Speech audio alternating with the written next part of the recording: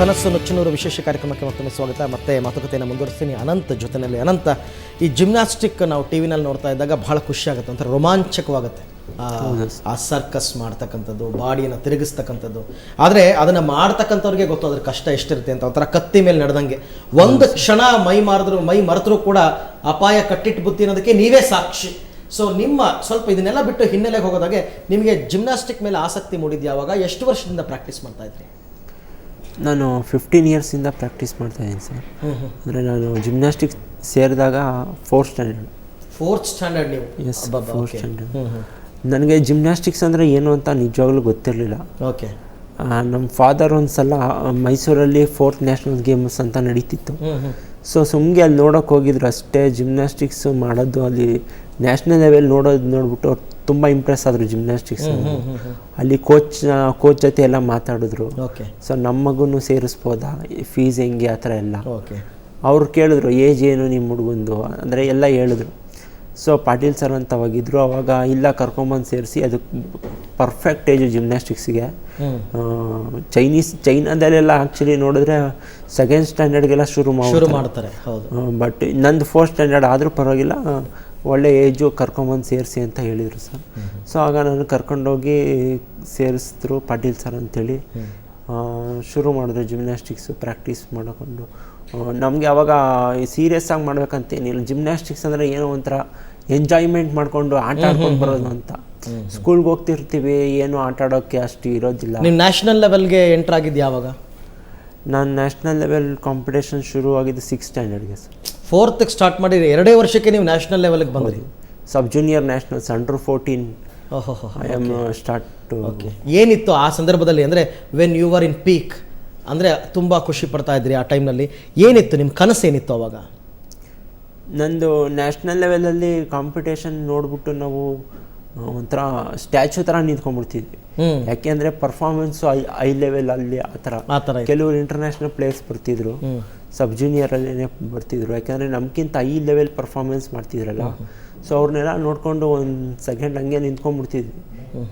ಆಮೇಲೆ ಅವ್ರುಗಳನ್ನ ನೋಡಿ ನಾವು ಇಂಪ್ರೆಸ್ ಆಗಿ ನಾವು ಈ ಥರ ಮೆಡಲ್ ಮಾಡಬೇಕು, ಯಾಕಾಗಲ್ಲ ನಮ್ಮ ಕೈಯಲ್ಲಿ. ಸೊ ಫೆಸಿಲಿಟೀಸ್ ಬಗ್ಗೆ ಎಲ್ಲ ಥಿಂಕ್ ಮಾಡಿದ್ವಿ. ಅದೇನೇ ಇರಲಿ, ಫೆಸಿಲಿಟೀಸ್ ಏನೇ ಇರಲಿ, ಮಾಡೋಣ, ಏನಾರಾಗಲಿ ಮಾಡೋಣ. ಸೊ ಆ ನಿಟ್ಟಿನಲ್ಲಿ ಸಾಕಷ್ಟು ಪರಿಶ್ರಮ ಹಾಕಿದ್ರಿ. ಎಷ್ಟು ದಿನ ಪ್ರಾಕ್ಟೀಸ್, ಎಷ್ಟು ಗಂಟೆ ಪ್ರಾಕ್ಟೀಸ್ ಮಾಡ್ತಾ ಇದ್ರಿ ಒಂದಿನಕ್ಕೆ? ಬೆಳಿಗ್ಗೆ ಸರ್ 6 o'clockಗೆ ಪ್ರಾಕ್ಟೀಸ್ ಶುರು ಮಾಡಿದ್ರೆ 8:30ವರೆಗೂ ಮಾಡ್ತಿದ್ವಿ. ಮತ್ತು evening 4 to 7 o'clock 2 times. Competitions ಎಲ್ಲ ಬಂದಾಗ ಸ್ವಲ್ಪ ಜಾಸ್ತಿ ಪ್ರಾಕ್ಟೀಸ್ ಮಾಡ್ತಾ ಇದ್ವಿ. ಖಂಡಿತ. ಸೊ ನಿಮ್ಮ ಕನಸಿತ್ತು ಹಾಗಾದ್ರೆ ಅಂತಾರಾಷ್ಟ್ರೀಯ ಮಟ್ಟದಲ್ಲಿ? ನಾನು ಇನ್ನೊಂದೇನಂದರೆ ಮೈಸೂರಲ್ಲೇ ಮಾಡಲಿಲ್ಲ, ಸಾಯಿ ಸ್ಪೋರ್ಟ್ಸ್ ಹಾಸ್ಟೆಲ್ ಅಲ್ಲಿ ಪ್ರಾಕ್ಟೀಸ್ ಮಾಡಿದ್ವಿ. ಓಕೆ. ಅಲ್ಲಿ ನಾನು ಸೆಲೆಕ್ಷನ್ ಎಲ್ಲ ಕೊಟ್ಟು 6th ಸ್ಟ್ಯಾಂಡರ್ಡ್ಗೆ ನಾನು ಅಲ್ಲಿಗೆ ಹೋದೆ. Sai means sports authority of India. ನೀವು ಆ ಟೈಮ್ನಲ್ಲಿ, ಅಂದರೆ ನಿಮಗೆ ಈ ಆಕ್ಸಿಡೆಂಟ್ ಆದಂತಹ ಸಂದರ್ಭದಲ್ಲಿ ಆಗಿನ ಸ್ಥಿತಿ ನೋಡಿಸ್ಕೊಂಡ್ರೆ ಇನ್ನು ಎಷ್ಟು ವರ್ಷಕ್ಕೆ ನೀವು ಇಂಟರ್ನ್ಯಾಷನಲ್ ಪಾರ್ಟಿಸಿಪೇಟ್ ಮಾಡ್ಬೋದು ಅನ್ನೋ ಚಾನ್ಸ್ ಇತ್ತು? ನಾನು ಔಟ್ ಆಫ್ ಸ್ಟೇಟು ಸ್ವಲ್ಪ ಕ್ಯಾಂಪ್ಗಳಿಗೆ ಅಟೆಂಡ್ ಮಾಡಬೇಕು ಅಂತ ಥಿಂಕ್ ಮಾಡ್ತಾಯಿದ್ದೆ. ಯಾಕೆಂದರೆ ನಮ್ಮ ಕರ್ನಾಟಕದಲ್ಲಿ ಫೆಸಿಲಿಟೀಸ್ ತುಂಬಾ ಕಮ್ಮಿ ಇತ್ತು.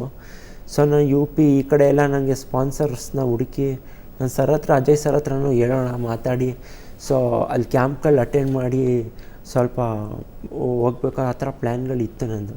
ಸೊ ಆ ಥರ ಇದ್ದಿದ್ರೆ ನಾನು ಇನ್ನೊಂದು 2 years ತುಂಬ ಹಾರ್ಡ್ ವರ್ಕ್ ಮಾಡಿದರೆ ಗ್ಯಾರಂಟಿ ಆಗ್ತಾ ಇತ್ತಲ್ವಾ? ಗ್ಯಾರಂಟಿ ಆಗ್ತಿತ್ತು. ಅಂದರೆ ಬೈ ದಿಸ್ ಟೈಮ್ ಅವಾಗಾಗಿದ್ರೆ ಇಷ್ಟೊತ್ತಿಗೆಲ್ಲ ಆಗ್ಬಿಡ್ತಾ ಇತ್ತು. ಗ್ಯಾರಂಟಿ ಇಷ್ಟೊತ್ತಿಗೆ ಆಗ್ತಿತ್ತು. ಓಕೆ. ಲಕ್ಷ್ಮೀಬಾಯಿ ಅವರೇ, ಇವಾಗ ತುಂಬ ಬಡ ಕುಟುಂಬದಿಂದ ಬಂದವರು ನಾವು ಅಂತಕ್ಕಂಥ ಮಾತನ್ನು ಹೇಳಿದ್ರಿ.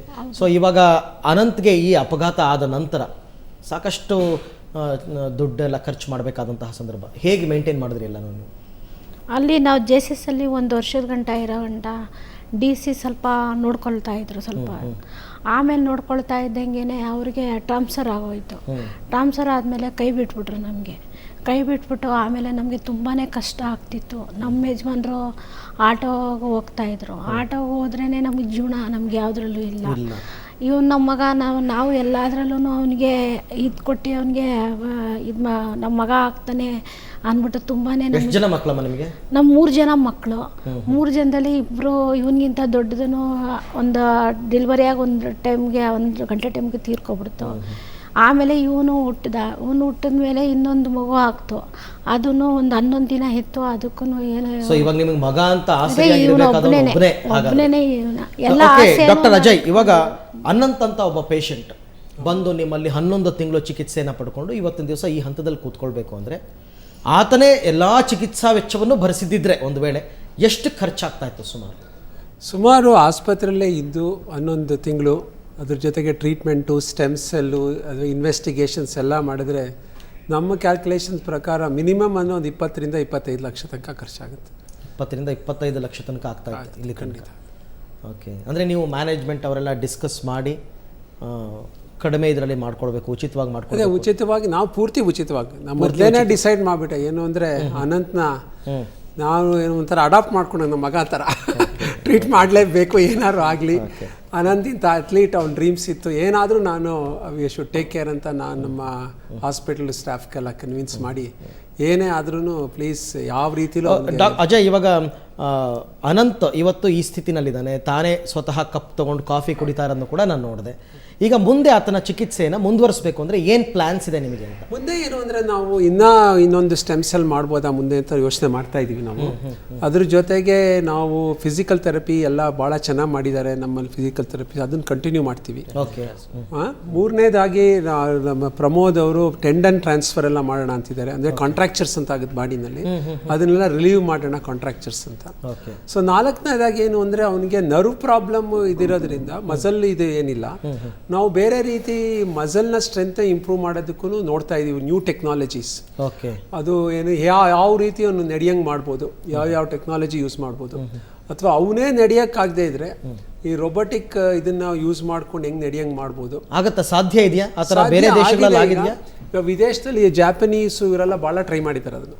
ಓಕೆ. ಸೊ ಅದನ್ನ ನಾನು ಸ್ಟಡಿ ಮಾಡಿದ್ದೀನಿ. ಅಲ್ಲ, ಈಗ ಅನಂತ ನಡಿಬಹುದು ಅಂತಕ್ಕಂಥ ಭರವಸೆ ಎಷ್ಟರ ಮಟ್ಟಿಗಿದೆ ಅಂತ? ನನಗೆ ಈ ರೊಬೊಟಿಕ್ ಟೆಕ್ನಾಲಜಿ ಎಲ್ಲ ಯೂಸ್ ಮಾಡಿದ್ರೆ ನನಗೇನೋ ಒಂದು 50-60% ಚಾನ್ಸ್ ಇದೆ ಅನ್ಸುತ್ತೆ ನಡೆಯೋದಕ್ಕೆ.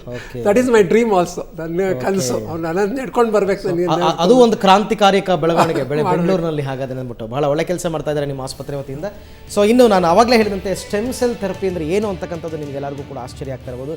ಹೇಗೆ ಮಾಡ್ತಾರೆ ಮತ್ತು ಇದನ್ನ ಆಪರೇಷನ್ ಹೇಗಾಗಿದೆ, ಆತನ ದೇಹದಲ್ಲಿ ಏನಾದರೂ ರಾಡ್ ಹಾಕಿದಾರ, ಇದ್ರ ಬಗ್ಗೆ ಎಲ್ಲ ಮಾತುಕತೆಯನ್ನು ಮುಂದುವರಿಸಿ ಮತ್ತೊಂದು ಬ್ರೇಕ್ ಅಂತ.